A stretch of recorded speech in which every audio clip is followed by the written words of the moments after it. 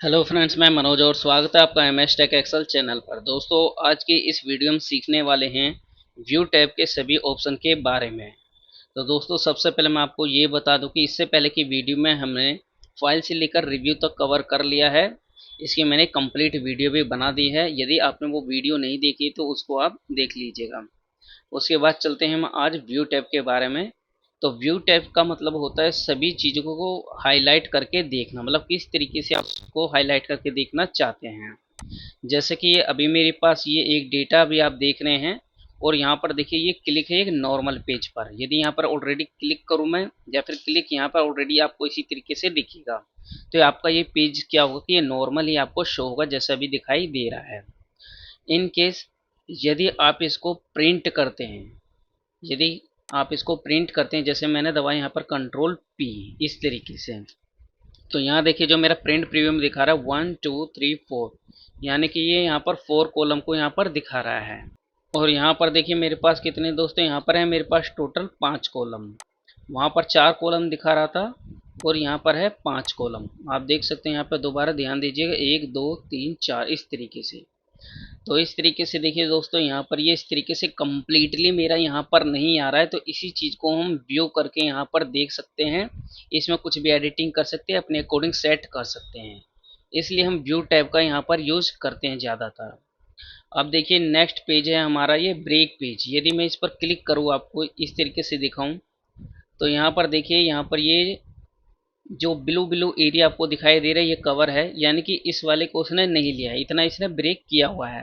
और नीचे की तरफ यहाँ पर देखिए 31 जो लिखा हुआ है यहाँ पर, ये यहाँ तक इसने ब्रेक किया हुआ है, यानी कि ये 31 तक ही आपको यहाँ पर शो करके दिखाएगा। जब आप प्रिंट करेंगे तो इस ब्लू एरिया के जो अंदर कवर है, यानी कि नाम, account ID, ID number, number, यहाँ से लेकर नीचे ब्लू लाइन तक ये जो दिखाई दे रही है यहाँ तक, तो इस चीज़ को ये यहाँ पर ये कवर करेगा आपका। मैंने कंट्रोल जेड कर दिया है। उसके बाद देखिए अभी आपको ये नहीं पता कि ये जो हम प्रिंट करें वो कहाँ तक आ रहा है। सपोज डेट कि आपका डेटा और भी बड़ा, बट आपको ये नहीं पता कि वो प्रिंट कहाँ तक आएगा। तो उसी को देखने के लिए पेज लेआउट का एक ऑप्शन है। यदि आप इस पर डायरेक्टली क्लिक करते हो तो देखिए इस तरीके से आपको ये शो करके दिखाएगा। इससे ये हुआ कि आपका जो प्रिंट एरिया वो इतना आ रहा है, और उसके बाद का ये आपका ये एक्स्ट्रा है जो कि आपको ये छूट जाएगा। तो इस तरीके से नीचे तक भी देख सकते हैं। देखिए 31 है यहाँ पर, तो यहाँ तक आपका प्रिंट होगा। उसके बाद देखिए यहाँ पर 32 है, 32 के बाद देखिए फिर दोबारा स्टार्टिंग ये हो जाएगी इस तरीके से। तो इसमें दोस्तों एक चीज़ और ध्यान कीजिए कि इसमें हेडर नहीं आ रहा है। तो ये जितने पेजेस हैं हमारे, इन सभी पर हम हेडर भी अप्लाई करेंगे, उस चीज़ को भी हम आगे यहाँ पर देखेंगे। तो फिलहाल के लिए भी आप ये देखिए कि यहाँ पर किस तरीके से वो आपका प्रिंट आएगा। इस चीज़ को मैं आपको स्वैप करवा रहा हूँ। दोबारा इसी चीज़ को नॉर्मल करने के लिए नॉर्मल पर बस आपको क्लिक कर देना है। तो आपको यहाँ तक समझ में आया दोस्तों अभी। उसके बाद देखिए इन केस यदि मैं यहाँ पर जैसे पेज लेआउट पर क्लिक करता हूँ और आपको इन सभी को प्रिंट करना है एक ही बार में, तो वो आप कैसे कर सकते हैं वो भी मैं आपको बता देता हूँ। इसको यहाँ पर ऐड करने के लिए यहाँ पर पेज लेआउट के ऑप्शन पर जाना है। पेज लेआउट के ऑप्शन पर जाने के बाद यहाँ पे देखिए एक ओरिएंटल का ऑप्शन मिलेगा, इसको आपको लैंडस्केप को यहाँ पर क्लिक कर देना है। जैसे आप क्लिक करेंगे तो ये आपका टोटल अब प्रिंट होकर आएगा। अब ये एक में दिखा रहा है, देखिए यहाँ पर 1 2 3 4 5 कॉलम है मेरे पास। मैं कंट्रोल पी यहाँ पर करता हूँ। अभी आप देखिए इस तरीके से यहाँ पर ये दिखाई दे रहा है। 23 पेजेस तक ही ये लेगा, ये अपने अकॉर्डिंग अब इसने सेट कर लिया। अभी 31 था और 23 हो गया। क्यों कम हुआ? क्योंकि वहाँ पर हमने लैंडस्केप को यहाँ पर सेलेक्ट किया है। यदि पोर्ट्रेट करेंगे यानी कि वर्टिकली, तो ये थोड़ा ज़्यादा हो जाएगा। तो आप इस तरीके से इसको सेट कर सकते हैं। फिर से हम व्यू टैब पर यहीं आ जाते हैं और देखिए इसको हम फिर से नॉर्मल पर क्लिक करके यहाँ पे इस तरीके से कर लेते हैं। आई होप ये चीज़ें आपको सही से समझ में आ गई होगी, इतनी सारी चीज़ें जो हमारे वर्कबुक व्यू के ऑप्शन में थी यहाँ पर। अब चलते हैं देखिए rule, grid line, formula bar, heading. तो देखिए ये आपके क्या, इन चीज़ों को आप जान लीजिए। सबसे पहले हम बात करते हैं, देखिए यहाँ पर एक हेडिंग है, जो हमारी हेडिंग ऊपर में दी हुई है ये वाली। यहाँ पर देखिए मैं इस पर क्लिक करूँगा तो देखिए यहाँ पर ये हट जाती है, जो ए बी सी डी इस तरीके से आप देख रहे हैं, इसको आप ध्यान दीजिए। ये देखिए मैंने क्लिक किया, यहाँ से हट गया है, और यहाँ से जो नंबरिंग 1 2 ये भी हट जाएगा। तो इस तरीके से जो यहाँ पे हेडिंग दी गई है तो ये हट जाती है, और शो करना चाहेंगे तो दोबारा इस पर क्लिक कर दीजिएगा। इसी तरीके से ग्रिड लाइन है, यदि आप इस पर क्लिक करते हैं देखिए जब भी एक्सेल खोलते हैं तो आपको इस तरीके से कुछ ग्रिड लाइन दिखाई देती है। कभी आप डेटा इस तरीके से बनाते हैं तो आपको ग्रिड लाइन दिखाना नहीं होता है, तो इसके लिए आप व्यू पर क्लिक करके यहाँ पर ग्रिड लाइन पर अनटिक कर दीजिए। तो जो आपने ये बॉर्डर दिया केवल वही शो होगा, इसके पीछे का जो ग्रिड लाइन होगा वो यहाँ से हट जाएगा, यानी कि यहाँ पर शो नहीं होगा। उसके बाद देखिए यहाँ पर क्लिक करेंगे तो दोबारा आ जाएगा। तो अभी मैं हटा के रखता हूँ फिलहाल के लिए। और देखिए फॉर्मूला बार है, फॉर्मूला बार देख रहे हैं दोस्तों, ये वाला ऑप्शन है जिसमें काउंट आईडी यहाँ पर लिखा हुआ है, फॉर्मूला बार का ऑप्शन भी है। यदि मैं यहाँ पर क्लिक करता हूँ तो ये हट जाएगा, फिर से क्लिक करूँगा तो आ जाएगा। और उसके बाद अब देखिए यहाँ पर रूलर है, तो रूलर का ऑप्शन अभी देखिए दोस्तों यहाँ पर हाईलाइट नहीं हो रहा है। तो इसको देखिए हाईलाइट करने के लिए आप क्या कर सकते हैं, यहाँ पर पेज लेआउट पर क्लिक कीजिए। यहाँ पर सॉरी, यहाँ पर आपको क्या करना है, इस वाले पेज लेआउट पर आपको क्लिक करना है। व्यू के अंदर में पेज लेआउट का ये ऑप्शन है, यहाँ पर क्लिक कर देना है। जैसे आप यहाँ पर इस तरीके से क्लिक करेंगे तो यहाँ पर आपको देखिए रूलर का ऑप्शन आपको हाईलाइट करके मिल जाएगा, क्योंकि आपका ये अलग रूलर होगा, ये अलग हो गया है यहाँ पर। और इस तरीके से यहाँ तक आप देख सकते हैं। तो अब आप इसको क्लिक करते हैं तो देखिए यहाँ से ये रूलर हमारा हट चुका है दोनों साइड से यहाँ पर। अब फिर से मैं क्लिक करूँगा तो देखिए यहाँ पर ये रूलर आ चुका है, ये इस तरीके से यहाँ पर देखिए ऊपर में इस तरीके से रूलर है हमारा। अब ये हट चुका है, ये देखिए अभी हट चुका है, फिर ये दोबारा आ चुका है। इस तरीके से रूलर का यहाँ पर काम किया जाता है। और बाकी आपका जो यहाँ पर जूम है, तो यहाँ पर इसको जूम भी कर सकते हैं। इस तरीके से यदि आप क्लिक करेंगे तो जितने पर रखना चाहते हैं उतने पर रख सकते हैं। 75 पर करना चाहते हैं कम, या 200 पर करना चाहते हैं ये बहुत ज़्यादा होगा आपका, इस तरीके से तो ये शो होगा इस तरीके से। फिलहाल हम नॉर्मल कर लेते हैं, इस तरीके से हम नॉर्मल हमने कर लिया है। तो अभी देखिए मैं यहाँ पर जो जूम कर रहा हूँ, यहाँ पर कभी कभी होता है कि आपको डेटा ज़्यादा या कम दिखाना होता है, तो आप इस तरीके से कम कर सकते हैं। यदि आप चाहते हैं इस पर 200 करना है तो 200 पर क्लिक कर लीजिए। तो आपको हर बार नॉर्मल करने की ज़रूरत नहीं, यहाँ पर 100% का ऑप्शन भी आता है, तो यहाँ पर डायरेक्ट क्लिक कीजिए, ये 100% में ही नॉर्मल कर देगा आपका। और ये जूम टू सिलेक्शन आपका, यदि आप इसको सिलेक्शन लेते हैं इतना और जूम करते हैं तो देखिए इतना ही आपका यहाँ पर शो होगा। तो इस तरीके से यहाँ पर जूमिंग का ये काम होता है एज पर सिलेक्शन, यहाँ पर जितना आप लेना चाहते हैं।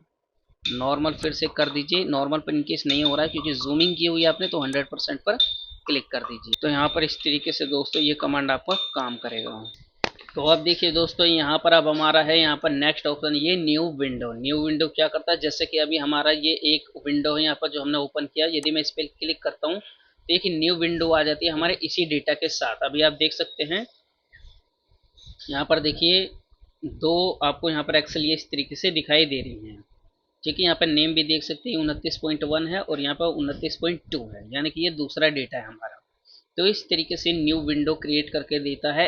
एक ही वर्कबुक पर जो आप काम कर रहे हैं उसको आप डबल भी दिखा सकते हैं, जितनी बार आप क्लिक करेंगे उतनी बार न्यू बनता रहेगा। अरेंज ऑल, सपोज डेट मैंने एक और बना दिया। अब देखिए मैं ऑल टैब दबाता हूँ, यहाँ पर देखिए आपको 3 डेटा दिखाई दे रहे हैं। अब ये 3 बन गई। अब सपोज डेट मुझे तीनों पे काम करना, तीनों को देखना है, तो मेरे को क्या करना होगा कि ऐसा अरेंज करना पड़ेगा मैं तीनों को एक ही जगह ठीक से देख सकूं। इसके लिए अरेंज पर क्लिक कीजिए। अब यहाँ पर कुछ ऑप्शन आपको दिखाई देंगे कि अरेंज विंडो आप इस टाइप से रखना चाहते हैं, as a title, horizontal, vertical, basket. देखिए टाइटल पर यदि आप क्लिक करते हैं तो इस तरीके से यहाँ पर ये दिखाई देगा। देखिए 1 2 और यहाँ पर ये तीसरा है आपका। तो इस तरीके से यहाँ पर टाइटल में देख सकते हैं यहाँ पर। तो अभी मैंने एक हटा दिया है, मैं फिर से एक बार विंडो यहाँ पर कर लेता हूँ, न्यू विंडो। ये 3 हो गए अब हमारे। तो अब देखिए यहाँ पर मैं फिर से आता हूँ, अब यहाँ पर अरेंज ऑल पे क्लिक करता हूँ। ये दूसरा ऑप्शन हॉरिजेंटल पे क्लिक करेंगे तो इस तरीके से ये हॉरिजेंटल में आपको शो होगा। इसको आप चाहे तो ड्रैग भी कर सकते हो, ऊपर मूव करके आप इसको इस तरीके से लिख सकते हैं। उसके बाद आप इसमें लिखना चाहें तो इसको यहाँ पर लिख सकते हैं, जो कि एक ही जगह आप यहाँ पर लिख सकते हैं। तो ये अरेंज करने के तरीके हैं दोस्तों, जैसा आप चाहते हैं। वर्टिकल करना चाहते हैं, इस पर सेलेक्ट कीजिए, क्लिक कर दीजिए, देखिए वर्टिकल में आ चुका है।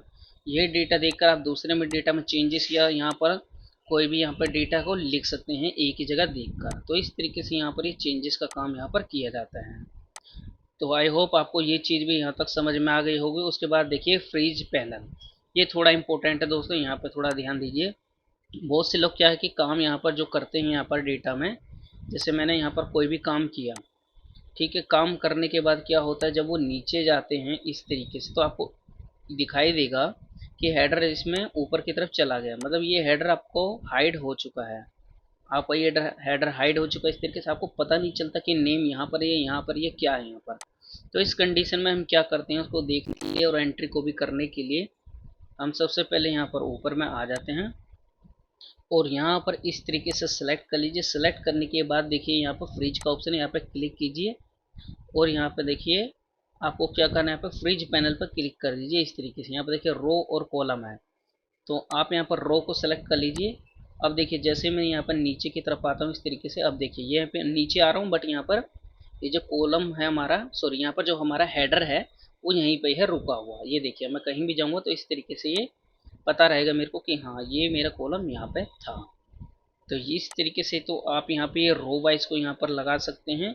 सेम इसको हटाने के लिए अनफ्रीज पर क्लिक कर दीजिए। अब आप अनफ्रीज पर आपने क्लिक कर दी, फिर से नीचे देखिए हाइड हो जाएगा क्योंकि हमने वो हटा दिया है। अब सेम इसके बाद अब आगे देखिए, यदि आप कॉलम के अकॉर्डिंग लगाना चाहते हैं, यदि मैं चाहता हूँ यहाँ पर कि मेरे को ये नाम दिखता रहे, बाकी का डेटा इस तरीके से, तो इस तरीके से देखिए मैंने नाम को यहाँ पर सेलेक्ट कर लिया। नाम के बाद से क्या होगा, अभी क्या है, मैं यहाँ पर राइट साइड में जाना तो मेरा नाम हाइड हो रहा है। मैं चाहता हूँ कि ये नाम मुझे दिखता रहे, बाकी जो भी एंट्री हो मैं करता रहूँ। तो उसके लिए क्या करेंगे, सेम आप फ्रीज के ऑप्शन पर क्लिक करेंगे और यहाँ पर क्या है कॉलम है तो कॉलम के फ्रीज पर आप क्लिक कर देंगे। अब देखिए मैं राइट साइड की तरफ इस तरीके से यहाँ पर जाता हूँ, तो देखिए जैसे मैं राइट साइड जाऊँगा तो बाकी सारी चीज़ें यहाँ पर आपको ये देखने को मिलेंगी, बट यहाँ पर नेम आपको हाइड नहीं होगा आपका नाम है। तो इस तरीके से आप पता कर सकते हैं कि ये नाम है और यहाँ पर एंट्री करते चले जाएंगे। तो इस तरीके से दोस्तों यहाँ पर फ्रीज पैनल का यूज किया जाता है यहाँ पर। नेक्स्ट ऑप्शन जो हमारा है वो स्प्लिट का है। यदि आप कहीं भी डेटा पे बीच में यहाँ पर क्लिक कर दीजिए कहीं भी और स्प्लिट पर क्लिक करते हो, देखिए आपका डेटा एक तरीके से यहाँ पर डिवाइड हो चुका है, यानी कि स्प्लिट हो चुका है। यदि आप देखिए नीचे आएंगे तो देखिए ऊपर वाला दोनों जो डेटा है वो इस तरीके से मूविंग कर रहा है यहाँ पर, यानी ऊपर वाला अलग दिखा रहा है आपको और ये नीचे यदि आप आते हैं तो ये अलग मूविंग करता है। हालांकि इसका यूज इतना नहीं होता है, फिर भी आपको कहीं लगे तो आप इसका यूज कर सकते हैं ताकि आप इसको देख सकें कि आपका डेटा यहाँ तक है और नीचे का बाकी आपको देखना है और ये भी दिखता रहे, तो आप इस तरीके से यहाँ पर देख सकते हैं। तो इसका काम थोड़ा ये होता है यहाँ पर। और यहाँ पर हाइड पर क्लिक करेंगे तो इस तरीके से हाइड हो जाएगा। यहाँ पर अनहाइड पर क्लिक कीजिए और ओके कर दीजिए, तो इस तरीके से शो होगा। तो इसका इतना ज़्यादा कोई काम नहीं है। फिर से मैं स्प्लिट पर यहाँ पर करता हूँ तो यहाँ पर देखिए स्प्लिट मेरी हट जाएगी। तो इस तरीके से स्प्लिट का यहाँ पर दोस्तों काम किया जाता है। दोस्तों देखिए नेक्स्ट ऑप्शन हमारा व्यू साइड बाय साइड है। इसका क्या काम है, देखिए ये देखने के लिए होता है हमारा यही वाला पेज लेआउट। तो देखिए सबसे पहले आपको कुछ मैं न्यू विंडो ले लेता हूँ दिखाने के लिए। न्यू विंडो पे क्लिक किया मैंने, फिर से क्लिक किया, फिर से व्यू में आके मैंने एक बार फिर से क्लिक किया, उसके बाद मैं फिर से व्यू पे आ जाता हूँ। अभी देखिए मैं यहाँ पे ऑल टैब को दबाकर आपको दिखाता हूँ। यहाँ पे देखिए 4 एक्सेल यहाँ पर दिखाई दे रहे होंगे। तो अब देखिए यहाँ पर क्या होगा, अब ये हाईलाइट हो चुका है। यदि आप इस पर क्लिक करते हैं तो यही विंडो को साइड बाय साइड दिखाएगा। तो 4 विंडो आपके देखिए हो चुके हैं यहाँ पर ओपन। देखिए यहाँ पे 1 2 और 4 यहाँ पर है और तीसरा मेरा खुद का है। तो मैंने यहाँ पर देखिए 1 वाले को सिलेक्ट करके इस तरीके से ओपन किया है। उसके बाद देखिए यहाँ पर ये वाला हमारा ओपन हो चुका है। यदि आप इस पर कुछ भी काम करेंगे तो देखिए यहाँ पर ये शो होगा। और अभी देखिए यदि आप इसको नीचे करते तो ऊपर वाला भी आप देख रहे हैं यहाँ पर, ये वाला एक्सेल आप ध्यान दीजिए कि ये भी नीचे हो रहा है एक ही साथ जो मैं मूविंग कर रहा हूँ। तो यदि आप चाहते हैं कि ये वाला ही मूव हो, नीचे वाला ऊपर वाला मूव ना हो, तो इसके लिए देखिए दूसरा ऑप्शन भी यहाँ पर। अभी देखिए इस डेटा को सेलेक्ट करने के बाद यहाँ पर आप क्लिक करेंगे तो इस तरीके से यहाँ पर दोस्तों ये हट जाएगा। तो मैंने यहाँ पर हटा दिया है। अब देखिए मैं इसको स्क्रॉल कर रहा हूँ तो केवल यही मेरा मूव हो रहा है, ऊपर वाला डेटा मेरा ये वाला मूव नहीं हो रहा है। और देखिए इसको रिसेट करेंगे आप इस तरीके से तो ये सारा इस तरीके से रिसेट यहाँ पर हो जाता है।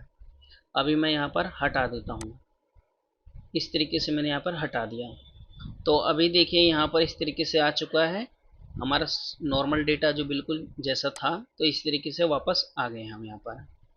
तो अब देखिए हमारा जो नेक्स्ट ऑप्शन है यहाँ पर स्विच विंडो, यदि आप इस पर क्लिक करेंगे तो ऑलरेडी अभी आप देख सकते हैं कि मेरा 1 2 3 यहाँ पर 3 एक्सेल है।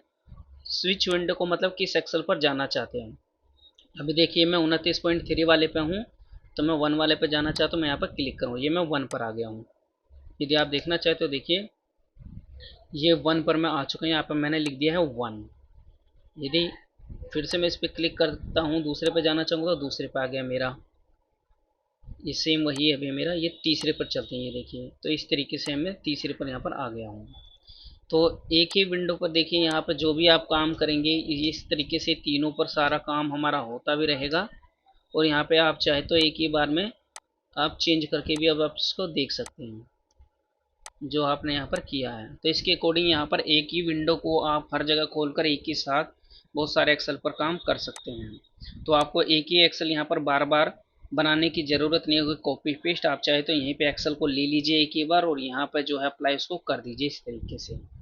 तो इस तरीके से इसका काम होता है। अब देखिए नेक्स्ट है हमारा मैक्रो। मैक्रो देखिए किस तरीके से काम करता है दोस्तों, इसके बारे में भी मैं आपको बता देता हूँ। सबसे पहले मैं आपको थोड़ा सा ब्रीफ कर दूँ इस मैक्रो के बारे में। एक्चुअली मैक्रो है क्या कि सपोज डैट मेरे पास एक्सेल की 50 फाइल है और 50 फाइल में मुझे एक एक करके सेम फॉर्मेट पर काम करना है। एक फॉर्मेट में मुझे काम करने में 15 से 20 मिनट तक मुझे लग जाते हैं, जो कि 10 से 15 सेकंड का काम हो सकता है वो, अगर जो मैं मैक्रो में यूज करूँ। तो सपोज डेट अगर जो मुझे 15 से 20 मिनट का टाइम मुझे एक फ़ाइल में लग रहा है, तो मुझे 20 से 50 फाइल में काफ़ी टाइम लगेगा। तो उसी टाइम को बचाने के लिए हम क्या करते हैं, मैक्रो का यूज करते हैं, जो कि मैक्रो में कमांड को हम रिकॉर्ड कर लेते हैं और उसी कमांड को दूसरी फाइल पर हम अप्लाई करते जाते हैं। तो इस तरीके से हमारा टाइम बचता है और घंटों का काम हम मिनटों में कर लेते हैं। तो चलिए जानते हैं इस एक्सेल में मैक्रो का यूज किस तरीके से हम कर सकते हैं। तो आपको इसके लिए करना क्या होगा, व्यू के ऑप्शन पे जाइए। व्यू के ऑप्शन पर आपको मैक्रो का ऑप्शन मिलेगा लास्ट में, इस पर आप क्लिक कीजिएगा। यहाँ पर आपको ऑप्शन दिखेंगे रिकॉर्ड का, 2-3 ऑप्शन है यहाँ पे। इसमें आप जब मैक्रो अप्लाई करेंगे तो ये इससे देख सकते हैं और ये रिकॉर्ड के लिए है आपका। तो चलिए मैं यहाँ रिकॉर्ड पर अभी क्लिक करता हूँ। यहाँ पर रीनेम आप क्या देना चाहते हैं, मैं एज इट इज इसी नाम को रखता हूँ, यहाँ पर इसी नाम को रखता हूँ। और दिस वर्कबुक यानी कि आप इसी वर्कबुक पर इस पर करना चाहते हैं तो मैं कर दूंगा यहाँ पे यस, इसी को ही रहने दूंगा। न्यू पर मुझे नहीं करना है और बाकी पर्सनल में नहीं कर रहा हूँ। तो चलिए इसके बारे में मैं बता देता हूँ मैं आपको। यहाँ पे कमांड है आपकी, यदि आप कैपिटल लेटर में कोई भी चीज़ टाइप करेंगे तो यहाँ पे शिफ्ट के साथ में इस कमांड को लेगा। इनकेस आप स्मॉल में करेंगे तो ये केवल कंट्रोल के साथ में आपको कमांड बनाना बताएगा। तो यहाँ पे कंट्रोल के साथ में मेरा एम है क्योंकि मैंने स्मॉल में मेंशन किया। चलिए मैं ओके कर देता हूँ और इस कमांड को आपको याद रखना है। यहाँ जैसे मैं ओके करूँगा आप दोबारा मैक्रो में यहाँ पर क्लिक करके देख सकते हैं कि यहाँ पर रिकॉर्डिंग का ऑप्शन हमारा आ चुका है, स्टॉप रिकॉर्डिंग है। तो स्टॉप रिकॉर्डिंग का मतलब है कि अब हमारा जो कमांड है वो मैक्रो में स्टार्ट हो चुका है। अब हम यहाँ पे जो भी कंडीशन देंगे, जो भी अप्लाई करेंगे, वो उसके डेटाबेस में यहाँ पे रिकॉर्ड होता चला जाएगा। तो चलिए हम यहाँ पे रिकॉर्ड करते हैं, हम आगे का काम करते हैं, वो ऑटोमेटिकली रिकॉर्ड होगा। और यहाँ पर हमें जल्दी जल्दी काम करने की ज़रूरत नहीं है, क्योंकि हम कितनी भी आराम से क्यों ना करें, बट जब हम मैक्रो दूसरी शीट पर अप्लाई करेंगे तो वो सेकेंडों में उस काम को करेगा। तो चलिए इसको हम सही तरीके से एक ही बार में काम को करना सीखते हैं ताकि हम दूसरे शीट पर इसको अप्लाई आसानी से कर सकें। तो मैं यहाँ पे कुछ ऑप्शन यहाँ पर ले लेता हूँ, मैं यहाँ पे मेंशन कर देता हूँ कॉलम के लिए। यहाँ पर मैं मेंशन कर देता हूँ, ये मार्क है मेरा, यहाँ मैं गेन मार्क लिख देता हूँ और ये मार्क है। कितने में से आए मैं यहाँ पे मेंशन कर देता हूँ, 100 में से आए। इस तरीके से यहाँ पर मैं मेंशन कर देता हूँ 100 में से आए। यहाँ मुझे परसेंटेज निकालना है तो मैं परसेंटेज यहाँ पे लिख देता हूँ इस तरीके से। यहाँ मैं लिख देता हूँ पास और फेल का, क्योंकि मुझे यहाँ पे ऑप्शन देना है पास या फिर फेल्ड। इस तरीके से मैं एक्सेल का फॉर्मूला भी इसमें सीखते चलेंगे साथ ही साथ। अब मैं क्या करता हूँ, इसका मैं कलर चेंज कर देता हूँ ताकि आसानी से इसका पता चल सके हमें। मैंने ये लिया फ़ॉन्ट में मैं ब्लैक कर देता हूँ इस तरीके से। अब मुझे परसेंटेज निकालना है। सपोज डेट गेन मार्क मेरा इतना है, इतने नंबर आए हैं, डिवाइड कितने में से, 100 में से। ओके कर दीजिए इस तरीके से, कंट्रोल डी कर दीजिए। यहाँ परसेंटेज का ऑप्शन है होम के अंदर में, तो इसे क्लिक कर दीजिए ताकि परसेंटेज में शो हो सके, पास या फेल्ड। अब मैं एक नॉर्मल कंडीशन लगाने वाला हूँ कि यदि ये वैल्यू मेरी 70 से ऊपर है तो पास हो, अदरवाइज वो फेल शो करें। तो चलिए यहाँ कंडीशन लगाएंगे, इफ़ की कंडीशन। लॉजिक टेस्ट क्या है मेरा, ये यदि ये वाली वैल्यू ग्रेटर देन है 70% की, तो वैल्यू आप क्या देखना चाहते हैं जब हम यहाँ पे अल्फ़ाबेटिक देंगे तो डबल इन्वर्टेड कोमा में मेंशन करेंगे। तो मैं चाहता हूँ पास हो जाए, कोमा। वैल्यू इफ फॉल्स, यदि फेल हो, यदि हमारी वैल्यू सही हो तो पास हो, यदि वैल्यू सही ना हो तो क्या चाहते हैं, फेल। तो मैंने यह कर दिया फेल्ड, डबल इन्वर्टेड कोमा बंद, ब्रैकेट क्लोज एंड एंटर। चलिए मैं यहाँ तक ड्रैग कर देता हूँ, मैंने कर दिया ड्रैग। यहाँ तक देखिए फेल है हमारा, उसके बाद ऊपर 70 से ऊपर पास है। तो चलिए अब हम यहाँ पर फॉर्मेट को यहाँ पर दे देते हैं इस तरीके से। फॉर्मेट को मैंने अप्लाई कर दिया यहाँ पर ऑल बॉर्डर में। यहाँ पे जो इसका ऑप्शन है अलाइनमेंट का वो भी कर दिया। इसका बैकग्राउंड हम देना चाहते हैं तो बैकग्राउंड भी दे सकते हैं। चलिए मैंने बैकग्राउंड भी दी ताकि मुझे यहाँ पर पता चल सके कि मैंने क्या क्या अप्लाई कहाँ पर किया था। ये चीज़ें मेरी हो चुकी हैं। सपोज डेट कि मैंने यहाँ पर इतना काम कर लिया, यही काम मुझे सभी सीटों पर अप्लाई करना है। अभी जो मुझे यहाँ पर 5-7 मिनट का टाइम लगा, मैं चाहता हूँ कि वो टाइम मेरा बच जाए। तो अब मुझे कुछ नहीं करना है, मेरा काम हो चुका। तो मैं व्यू पर नॉर्मली जाऊँगा, मैक्रो पर जाऊँगा और यहाँ पर स्टॉप रिकॉर्डिंग कर दूँगा। अब मेरी जो रिकॉर्डिंग यहाँ पर स्टॉप हो चुकी है। अब मैं चलता हूँ दूसरी फाइल को ओपन करता हूँ। मैंने इसको हाइड किया, यहाँ मेरी दूसरी फाइल है, मैंने दूसरी फाइल ओपन की है इस तरीके से। अभी देखिए मैं एक चीज़ और बता देता हूँ आपको। मैंने इसी सीट पे अप्लाई किया है जैसे ही, लेकिन मैंने इसको ओपन किया है तो यहाँ पर भी इसको अप्लाई कर सकते हैं उसी कमांड से। जैसे मैंने यहाँ पर अप्लाई किया कंट्रोल एम मैंने प्रेस किया, ये देखिए यहाँ पर आ चुका है मेरा। अदरवाइज मैं इसको भी डिलीट करके यहाँ पर मेंशन करके भी कर सकता हूँ, वो मैं आपको दिखा दूंगा। अभी मैं आपको एक दो फाइल और दिखा देता हूँ उससे पहले। चलिए मैंने थर्ड फाइल ओपन की है, यहाँ मैं प्रेस करूँ कंट्रोल एम। अब देखिएगा, देखिए जैसे कंट्रोल एम मैंने प्रेस किया, इस कमांड ने पूरा काम कर दिया मेरा 5-7 मिनट का जो भी मेरा काम था। अब मैं इसको क्लोज कर रहा हूँ। अब देखिए मैं एक लास्ट फाइल ले रहा हूँ इसको। अब सपोज दैट जैसे मैंने इस फाइल पर ही कमांड बनाई थी, मैंने इसको करा डिलीट और इसको मैंने कॉपी करके यहाँ कर दिया पेस्ट। पेस्ट करने के बाद अब मैं चलाऊंगा यहाँ पर कमांड कंट्रोल एम। ये देखिए, तो इस फाइल पर भी आप कमांड बनाकर रख सकते हैं।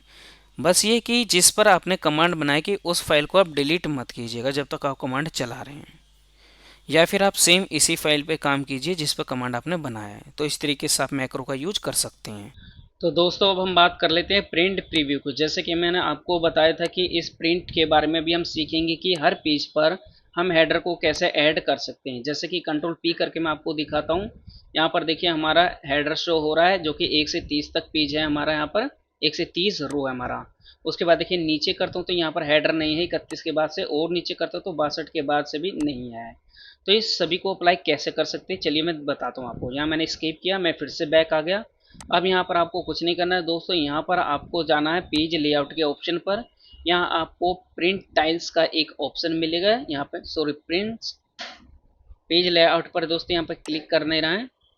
इसके लिए दोस्तों आपको पेज लेआउट के ऑप्शन पर क्लिक करना है। वहाँ पे आपको ये प्रिंट टाइटल्स का ऑप्शन मिलेगा, यहाँ पर क्लिक करना है। इस पेजेस में अब आपको देखिए यहाँ पर एक डायलॉग ऑप्शन यहाँ पर दिखाई देगा पेज सेटअप का, इस पर आपको सिंपली क्लिक कर देना है इस वाले ऑप्शन पर, रोज टू रिपीट एट टॉप पर। यदि आप यहाँ पर क्लिक करते हैं, क्योंकि रो के अकॉर्डिंग आप लेना चाहते हैं तो रो को लीजिएगा, यदि कॉलम के अकॉर्डिंग लेना चाहते हैं तो यहाँ पर क्लिक कीजिएगा, इनकेस आपको नीड हो। तो यहाँ पे देखिए यहाँ पे कोई भी टाइटल नाम डाल सकते हैं, मैं यहाँ पे कोई भी नाम नहीं डाल रहा हूँ, मेरा जो जैसा मैं वैसे चाहता हूँ। तो मैंने यहाँ पर क्लिक किया और सिंपली यहाँ पर सेलेक्ट किया इस तरीके से रो को केवल, और ओके कर देना है। अब कंट्रोल पी कीजिए, आप देखिए यहाँ पर पहले में हमारा ऑलरेडी है। अब मैं नीचे ड्रैग करता हूँ, देखिए 31 से 60 अब भी मेरा ये आ रहा है हेडर। वो नीचे करके दिखा तो 21 से 90 देखिए अब हमारा कंप्लीटली आ रहा है। तो इस तरीके से दोस्तों आप यहाँ पर प्रिंट कर सकते हैं, जो कि प्रिंट के हर पेजेस में आपका हेडर ऐड होकर ही आएगा। तो इस तरीके से दोस्तों हमने व्यू टैब के सभी ऑप्शन को यहाँ पर दोस्तों कवर कर लिया है, और आपको बता दूं कि ये हमारा एक्सेल अभी कंप्लीट हो गया है। ये जो डेवलपर का ऑप्शन आप देख रहे हैं ये मैंने ऑलरेडी एक्स्ट्रा कुछ लिया हुआ है, जो कि ये सारा कुछ आपका मैक्रो से रिलेटेड है।